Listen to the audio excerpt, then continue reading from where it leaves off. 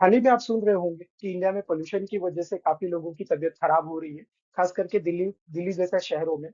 और कुछ लोगों को तो वेंटिलेटर का भी सहारा लेना पड़ रहा है। तो जी हाँ दोस्तों, इसी तरह से कुछ हालत हमारी इंडियन करेंसी की भी हो गई है।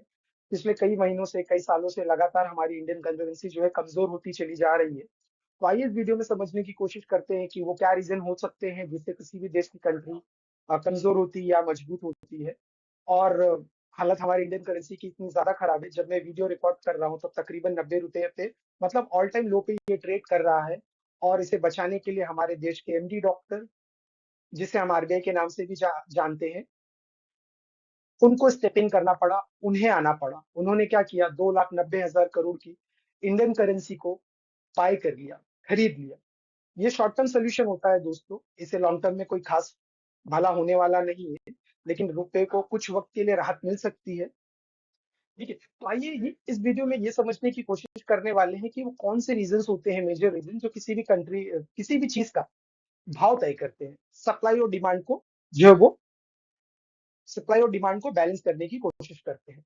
तो आप देख लीजिए स्क्रीन पर, 2015 में $1 की कीमत 61 रुपीज थी, और आज 2025 10 साल के बाद इंडियन करेंसी की जो वैल्यू है वो 90 रुपीज हो गई है। मतलब 2015 में 60 रुपए दे के आप $1 खरीद सकते थे, लेकिन अब 2025 में आपको तकरीबन तकरीबन 90 रुपीज देना होगा $1 खरीदने के लिए। ठीक है, तो शुरू करते हैं। Welcome to our channel stock talk by two brothers, आपका trusted guide for smart investing.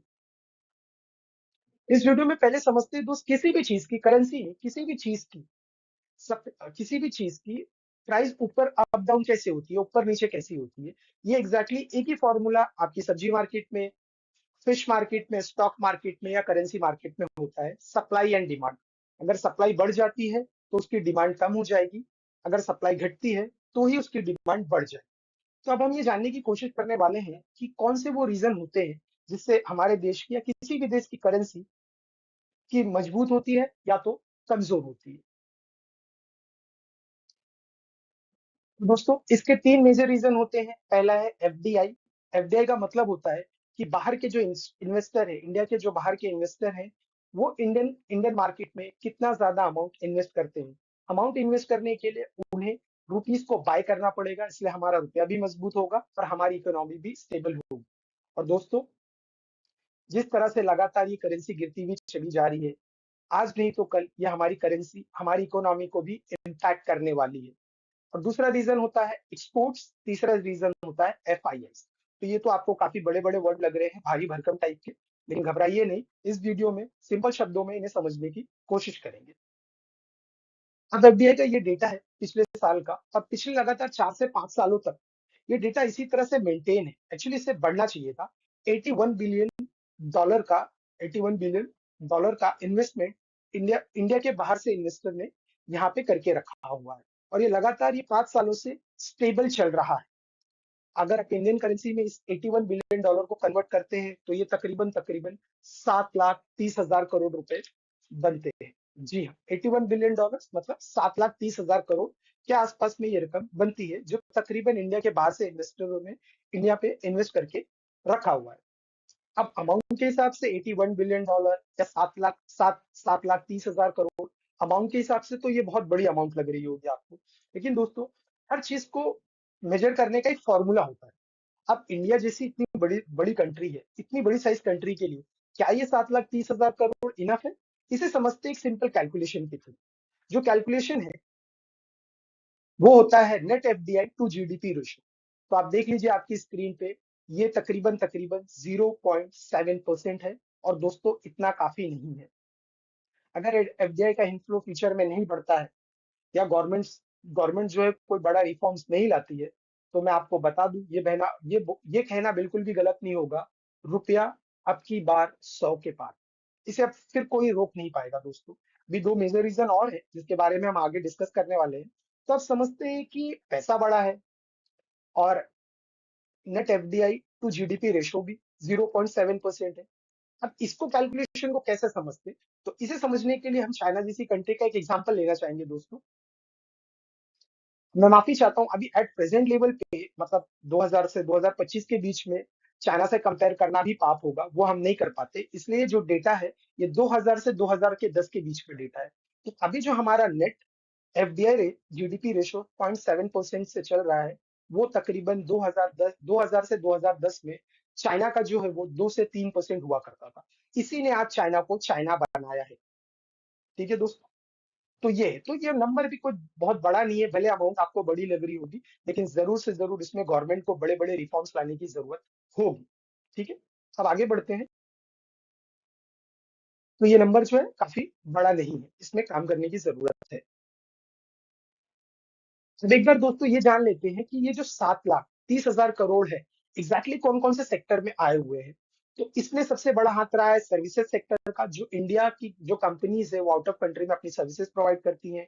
IT sectors हैं, कुछ कंज्यूमर गुड्स के प्रोडक्ट हैं, और 30% जो ये इन्वेस्टमेंट 7,030 करोड़ का, ये डायरेक्टली जो है सिंगापुर से आया हुआ है।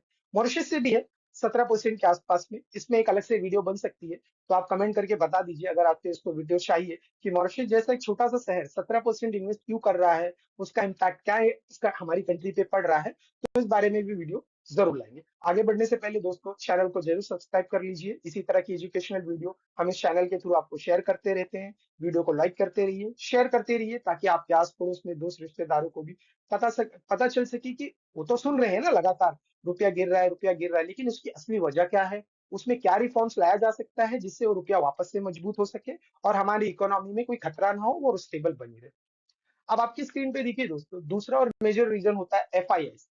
एफडीआई जो है ओवरऑल कंट्री पे इन्वेस्ट करते हैं, लेकिन एफआईआई जो है इंडियन स्टॉक मार्केट में इन्वेस्ट करते हैं। तो ये इन्वेस्टमेंट करने के कुछ अलग अलग तरीके अवेलेबल हैं मार्केट में। जो आप भी चाहें तो किसी भी कंट्री के एफडीआई बन सकते हैं, एफआईएस बन सकते हैं इन्वेस्टमेंट करके, अगर आपके पास उतना कैपिटल होता है तो। अब एफआईएस क्या करते हैं दोस्तों, इंडिया के स्टॉक मार्केट में इन्वेस्ट करते हैं। तो आप सुनते रहते हैं कि आज निफ्टी ने 24,000 क्रॉस कर लिया, 25,000 क्रॉस कर लिया, और नया लाइफ टाइम हाई भी अचीव कर लिया है। तो इसी तरह से होता है। लेकिन इसमें भी प्रॉब्लम देखी गई है दोस्तों। पिछले 6 महीने में एफआईआईज ने इंडियन मार्केट के शेयर लगातार बेचते चले जा रहे हैं। मतलब इंडियन मार्केट से पैसा प्रॉफिट विड्रॉ कर रहे हैं, इन्वेस्टमेंट विड्रॉ कर रहे हैं, और अपनी करेंसी में कन्वर्ट कर रहे हैं। और वो अमाउंट बन गया है दोस्तों 1,58,200 करोड़। जी हाँ दोस्तों, ये अमाउंट कोई छोटा नहीं है। कुछ ऐसे देश है जिनका ओवरऑल ये जीडीपी है। तो ये लगातार सेलिंग सेलिंग करते हुए चले जा रहे हैं। अगर आप स्टॉक मार्केट से जुड़े हैं तो आपको बता दूं, जो निफ्टी 24,000 25,000 पे होल्ड करके रखा हुआ है, ये सिर्फ और सिर्फ डीआईआई और रिटेल इन्वेस्टर की बदौलत रुका हुआ है। क्योंकि इतना बड़ा अमाउंट ऑलरेडी एफआईएस ने विड्रॉ कर चुका है। तो ये अपनी कंट्री में ले जाने के लिए अमाउंट उन्होंने रुपीस को लगातार सेल करते हुए चले जा रहे हैं। इसके लिए वीडियो की शुरुआत में हमने बात की कि हमारा रुपया जो है वेंटिलेटर पे आ गया था। इसके लिए आरबीआई को बीच में आना पड़ा, और उसे बचाने के लिए। देख लीजिए दोस्तों, 1,58,200 करोड़ जो है Kazakhstan, Greece, Algeria, Kuwait, Hungary जैसी कंट्री का ओवरऑल जीडीपी है। जो हमारा इंडियन का तकरीबन 4 से 5 ट्रिलियन का है, ये उनका उतना जीडीपी है। इतना पैसा मार्केट से, इंडियन मार्केट से बाहर जा चुका है, लगातार सेलिंग की जा रही है। तो पहला हमने डिस्कस किया एफडीआई के बारे में। एफडीआई का इनफ्लो बढ़ नहीं रहा है, वो स्टेबल है। दूसरा और सबसे बड़ी परेशानी, एफआईएस लगातार मार्केट में, इंडियन मार्केट में सेलिंग करते हुए चले जा रहे हैं। ठीक है दोस्तों, तो अब आगे बढ़ते हैं तीसरे और मेजर रीजन के बारे में बात करने वाले हैं। जी हाँ, किसी कंट्री का एक्सपोर्ट्स डिपेंड करता है। अगर आप एक्सपोर्ट्स करेंगे तो दूसरी कंट्री माल परचेस करने के लिए पहले आपको पेमेंट करनी होगी, तो रुपए को बाई करेगा और फिर आपको पेमेंट करेगा। तो दोस्तों, इंडिया जो है currently net net net importer country बन के रह गया है। एक्सपोर्ट में हम कुछ खास नहीं कर रहे हैं। ज्यादा से ज्यादा चीजें चाइना से या बाकी दोस्तों से इंपोर्ट होती हुई चली आ रही है। इसीलिए दोस्तों, ये कहना अब मुझे डिफिकल्ट नहीं लग रहा है कि अब की बार रुपया 100 के पार। ये कुछ तरह की मुश्किलें आ रही है इंडियन करेंसी में। अब इसमें जो है वो एक बार देख लेते हैं कि इसमें अब इंडिया कौन से स्टैंड पे कहां पर खड़ा है। तो सरप्लस में रहना जरूरी होता है, या कम से कम जितना आप इंपोर्ट कर रहे हैं उतना ही एक्सपोर्ट कर दीजिए। तो क्या होगा, बैलेंस बना रहेगा। लेकिन इंडिया, हमारा देश जो है वो ट्रेड डिफिशिएट में चल रहा है तकरीबन, और ये अमाउंट है $282 बिलियन, लगभग लगभग 25 लाख करोड़। जी हाँ दोस्तों, और आपकी स्क्रीन पे देख लीजिए, पिछले साल अक्टूबर 2024 में हमारा जो है ट्रेड डेफिशिएट था $26 बिलियन का, और इस साल अक्टूबर के महीने में ये पहुंच गया है तकरीबन तकरीबन 40 से 42 बिलियन डॉलर का। जी हाँ दोस्तों, तो इस तरह से ट्रेड डिफिशिएट बढ़ता जा रहा है, हम नेट इंपोर्टर कंट्री बन के रह गए हैं। तो इन चीजों को संभालने के लिए हमें ज्यादा से ज्यादा चीजें इंपोर्ट करनी पड़ेगी बजाय की एक्सपोर्ट करने के लिए। अब एक्सपोर्ट हमने सबसे ज्यादा क्या किया है उसके बारे में भी एक बात कर लेते हैं।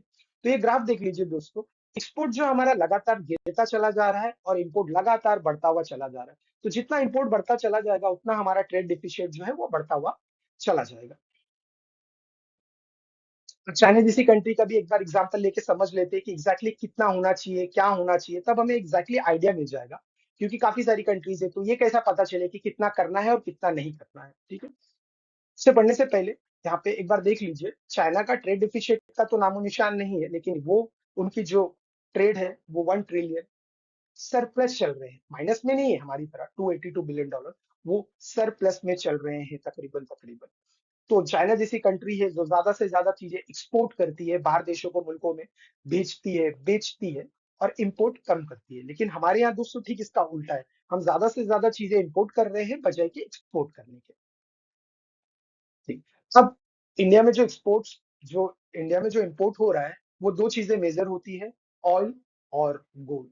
जी हाँ दोस्तों, जो अक्टूबर महीने में हमारे यहाँ इंडिया में दिवाली थी, तो उसका जो आपने जंप देखा है 26 से सीधा 42 बिलियन डॉलर का, वो सिर्फ सिर्फ गोल्ड खरीदने की वजह से हुआ है।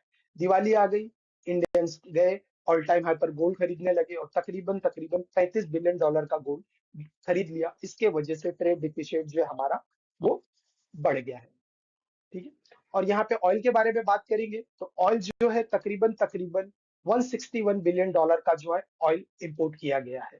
तो हमने इथेनॉल की भी प्रैक्टिस करके देख ली, वो काम नहीं कर रहा है। ईवी सेक्टर में भी हम कुछ खास नहीं कर पा रहे, तकरीबन 7 से 8% के आसपास में ही ईवी सेक्टर अभी भी हमारा परफॉर्म कर रहा है। और इंडिया में एक मेजर चीजें, मतलब इंडिया में एक चीज नोटिस की गई है कि जब भी गोल्ड ऑल टाइम हाई पर होता है तभी हम इंडियंस जाते हैं गोल्ड खरीदने के लिए। जब सस्ता होता है तो डरे रहते, ऑल टाइम पे हाया, दिवाली आई, और लगातार लगातार खरीदते खरीदते हमारा ट्रेड डेफिशिएट जो है वो लास्ट ईयर के कंपेयर में इस साल डबल हो गया डायरेक्टली। ठीक है दोस्तों, तो ये तीन मेजर रीजन है जिसमें हमें बहुत अच्छा करने की जरूरत है। I am sure government already काम कर रही होगी, बड़े बड़े रिफॉर्म्स लाने की जरूरत है, नहीं तो बहुत मुश्किल हो जाएगी इकोनॉमिक्स के लिए और रुपए के लिए, वो लगातार कमजोर होता हुआ चला जाएगा, तो काफी परेशानी होती हुई चली जाएगी। ठीक है दोस्तों, तो अब देखिए एक कंट्री है हमारे पास जिसको हम लगातार एक्सपोर्ट कर रहे थे, लेकिन उसमें भी प्रॉब्लम ये आ गई कि लास्ट टाइम यूएस ने हमारे ऊपर 25% का टैरिफ प्लस रशिया से ऑयल इंपोर्ट करने की वजह से 25% की पेनल्टी भी लगा दी। तो टोटल हमारा ट्रेड टैरिफ जो है वो 50% के आसपास हो गया है। तो हम, मतलब जो यूएसए में एक ही कंट्री थी जिसको हम एक्सपोर्ट कर पाते थे, हमारी सर्विसेज, सोलर सोलर सिस्टम की जो प्रोडक्ट्स है, पार्ट्स है, वो एक्सपोर्ट कर पा रहे थे, उसमें भी तकरीबन हम कुछ खास नहीं कर पा रहे क्योंकि 50% का टैरिफ लगा हुआ है। ठीक है दोस्तों, तो जरूरी नहीं है कि, चलिए तीन मेजर रीजन थे जहाँ पे हमने बात कर ली क्या खराब हो रहा है इंडिया में। एक रीजन ऐसा भी है जिसमें हम बहुत ही अच्छा कर रहे हैं दोस्तों, वो है इंडिया का टूरिज्म।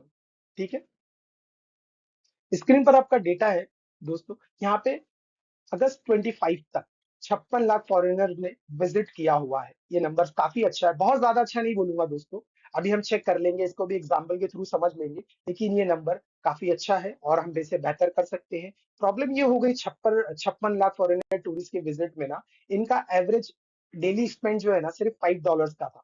तो $5 के होने की वजह से ये सस्ते होटल्स में सस्ते खाने खाते थे, उसके बाद जाते थे अपनी कंट्री में, बीमार पड़ जाते थे और ब्लॉग बना के यूट्यूब से हजारों रुपए कमाते थे। तो इसमें हमें अभी और अच्छा करने की जरूरत है, आइए एग्जाम्पल से समझते हैं।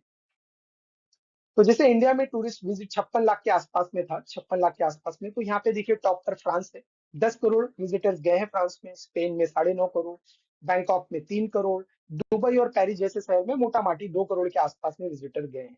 तो जैसे कि मैंने बताया कि अच्छा है, लेकिन बहुत अच्छा करने की जरूरत है इसमें भी हमें। ठीक है, और दोस्तों ये है रेमिटेंस का डेटा, रेमिटेंस की न्यूज, इसमें हम बहुत ही अच्छा कर रहे हैं, ऑल टाइम हाई पर है। अब ये रेमिटेंस क्या होता है, मान लीजिए आपकी फैमिली में से कोई इंडिया के बाहर अर्निंग कर रहा है, जॉब पर है, बिजनेस पर है, तो वो आपको पैसे ट्रांसफर करता है मंथली रोजमर्रा की चीजों के लिए, या जो भी अमाउंट ट्रांसफर करता है, तो उन्हें अमाउंट ट्रांसफर करने के लिए पहले रुपीस को खरीदना पड़ता है, उसके बाद से वो पैसे आपके अकाउंट में डिपॉजिट होते हैं या आपको मिल जाते हैं। तो इसमें दोस्तों हम बहुत अच्छा कर रहे हैं, ऑल टाइम हाई पर ये काम कर रहा है।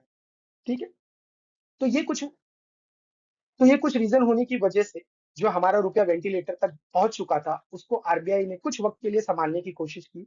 तकरीबन 2,90,000 करोड़ की बाइंग की है। तो जैसे व्यूवर्स, भाजी खरीदने के लिए भाजी मार्केट, फिश खरीदने के लिए फिश मार्केट, उसी तरह से रुपया खरीदने के लिए फॉरेक्स मार्केट में जाना होता है। इस मार्केट में किसी भी कंट्री का आप करेंसी खरीद या बेच सकते हैं। ठीक है। तो इस वीडियो में सिर्फ इतना ही, अभी तक के लिए इतना ही था। बने रहिए हमारे चैनल के साथ, वीडियो को लाइक करते जाइए। मिलते हैं अगले एजुकेशनल वीडियो में, तब तक के लिए थैंक यू।